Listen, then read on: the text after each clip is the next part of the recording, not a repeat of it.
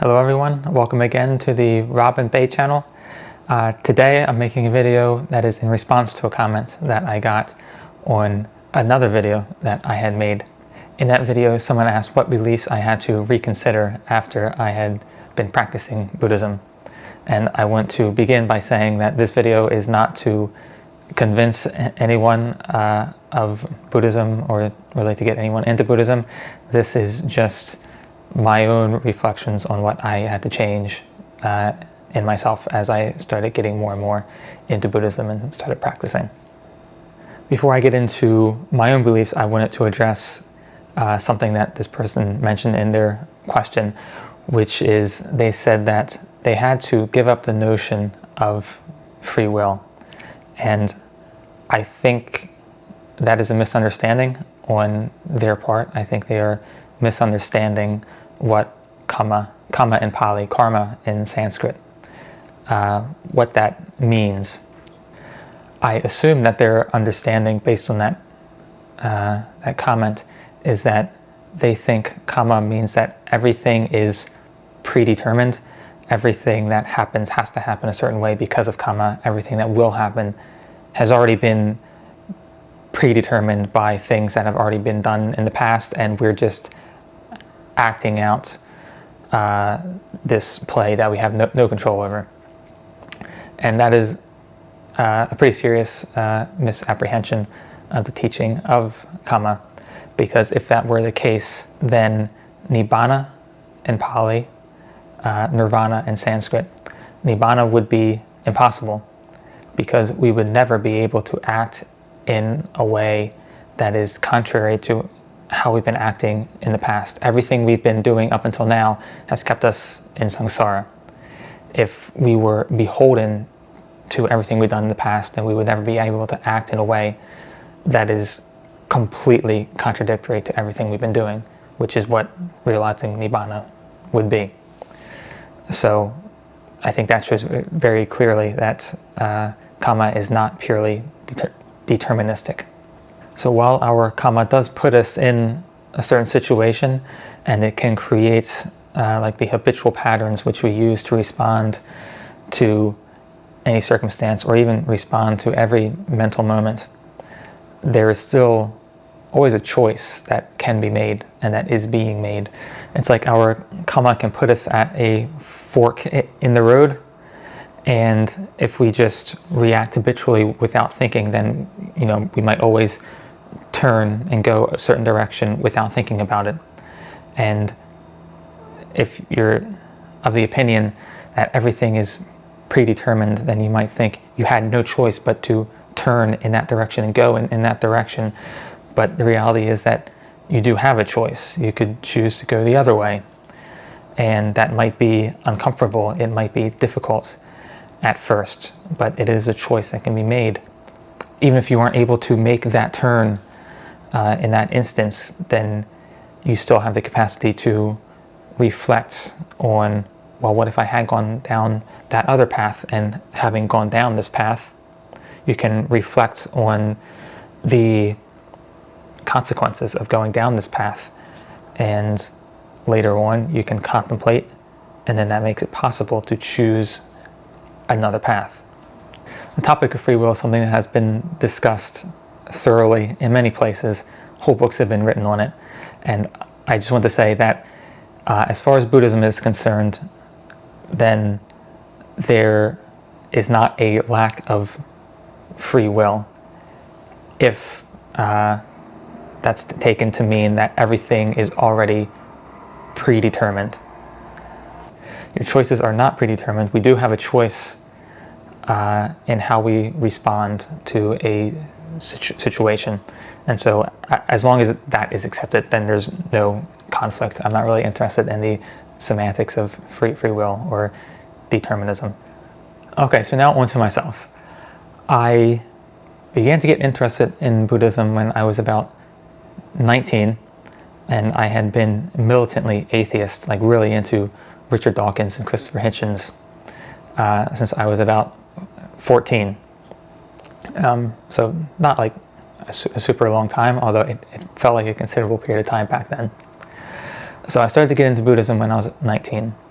And like many Westerners coming to Buddhism, especially from that kind of background, I was not too keen on like the literal understanding of karma and rebirth. And I thought that I could practice the Buddhist teachings that I liked, like the Four Noble Truths and the Eightfold Path, without accepting the ideas of karma and rebirth. As I started to read more, however, I began to see that for the Buddha, what he was teaching, like karma, a literal understanding of karma and rebirth, and nibbana being the complete cessation of our mental suffering in this life, but also an ending to the round of birth and death, rebirth. So these things are integral to the Buddhist teachings, and they are necessary for them to be universally applicable to all people in all periods of time. Universally applicable to all beings, actually, not just human beings. Like even, you see, animals are playing this stuff out. Now, how I came to think that karma and rebirth were necessary to make the Buddhist teachings universally applicable is I sort of supposed that you had like a very greedy and very narcissistic person. And I say narcissistic because if they're narcissistic, I figure as long as they are happy, as long as they're getting what they want, it doesn't matter how much suffering is around them, they don't care, their life is fine, they're going to sleep just fine at night, they'll never be bothered by anything. So suppose you have this very greedy and narcissistic person, and they have enough wealth that they never really have to experience too much frustrated desire. They want anything, they can get it pretty much immediately. Perhaps they even spend their life doing horrible things, and they never really seem to suffer too much, and they get to the end of their life and they die peacefully. Perhaps we might suppose they could experience a little bit of anxiety. So if we accept that they were as happy as they seemed and they died happily, and that this life is all there is, then that would seem to obviate the need to follow the Buddha's path of practice with the Four Noble Truths and the Eightfold Path, because they had enough wealth that that stuff just didn't matter to them. If they had followed the Buddha's path of practice, then that can actually involve a lot of discomfort because you have to go against all of your wants and desires. But if someone's super wealthy, they don't really have to go against their wants and desires. They can just have them instantly. And usually, having wants and desires causes some suffering because you don't get everything you want. So if this one life is all we had, then I figured, well, the Buddha's path of practice is okay for poor people, maybe, or people of average means. But even for a person of more average means, living the way the Buddha did, and the way many of his disciples did, and many monks today still do, like going against your multitudinous desires and living life devoid of even some of the most basic comforts, that's quite extreme. And if this one life is all we get, and there's actually not really, like, in reality, this huge payoff of completely going beyond all suffering and ending this endless round of rebirth, then it wouldn't make much sense to put that much effort into the practice either. That being the case, all we would be looking to do is attenuate our suffering or discomfort as much as we reasonably can in this one life. Because ultimately, everybody upon death would essentially be realizing nibbana. How you lived your life, skillfully, unskillfully, wouldn't matter at all for you upon death, because it would be the ultimate equalizer. There's nothing more to worry about ever again. All that mattered is getting to that finish line as happily as possible.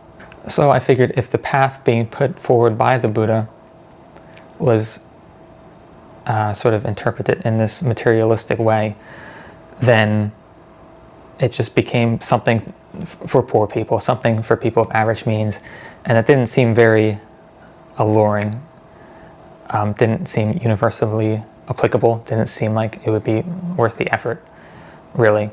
It was just like some fun idea to play around with a bit. But I started to read more of the suttas, in particular from a book called In the Buddha's Words. And as I read that book, I did come to understand that rebirth and karma were integral to the Buddhist teachings. I thought in this way with these examples, sort of like interrogating my own understanding of things. And I eventually came to a place where I was able to accept karma and rebirth as my working hypothesis for how I would lead my life. In particular, there was one sutta called the Kalama Sutta, very famous, and it sticks out in my mind not for the typical reason of the Buddha telling people to believe whatever they feel like believing, as is a common misunderstanding. What actually stuck out in my head was the Buddha telling these people that if you follow like this basic like ethical path, if you lead like a virtuous life, and this life is all there is, then you at least have the happiness of knowing in this life that you led this virtuous life, and you die knowing that you had this virtuous life. And if there is a life after this one, then you reap all the benefits of having lived a virtuous life. You also, at the point of death, are probably not sure about whether or not there is rebirth or not rebirth, and so upon death, then you have the comfort of knowing that, well, if there is anything, then you led a good life and you're pretty well set up. As long as whatever follows in any way depends on having been a good person in this life. And later on, I did have the chance to both learn of and meet some very impressive monks who were able to speak convincingly of their own experiences with things like rebirth and karma and even other realms of existence. And even for someone like myself who is very skeptical and remains very skeptical of many people and things, it was convincing enough that I was able to say, okay, yeah, maybe they are the real deal. They seem to be very serious monks. They take things seriously, and I was able to accept it to the point that I just said, okay, yeah, maybe so. As I put the Buddha's teachings into practice over the years, in particular during my early years as a monk, despite a lot of discomfort, I saw how much more peaceful it made my mind. I saw how I was able to change the way I react to undesirable circumstances and find a sense of ease even in the midst of a difficult situation. I prefer the way my mind is now after 15 years of having practiced as a Buddhist, almost 10 years of that as a Buddhist monastic. And I do not think I would have practiced as earnestly and intently and as carefully if I was coming at it with a materialist point of view, where I just assume this life is all I got, and that my actions in this life would not resonate beyond this one short life. Again, I mean, this video isn't to convince anyone that I am correct or that their understanding of Buddhism or the world is incorrect. This is only about my own thoughts in regards to the beliefs that I had to change as I got more into Buddhism, or beliefs that just naturally changed as my understanding grew. So yeah, rebirth and karma are naturally the big things for a Westerner to at least be able to accept as a hypothesis. And I'm not making this video like as proof of it. I don't think anyone can offer convincing proof of something like rebirth and karma. You can only offer some reasons for why you might want to take this on as, again, your working hypothesis. See what it does for you. If it improves your life, if it improves your outlook, your mental health, then do it. And if it doesn't, then as you see fit, you know. So that's all I have to say on this topic. Thank you for listening. Bye.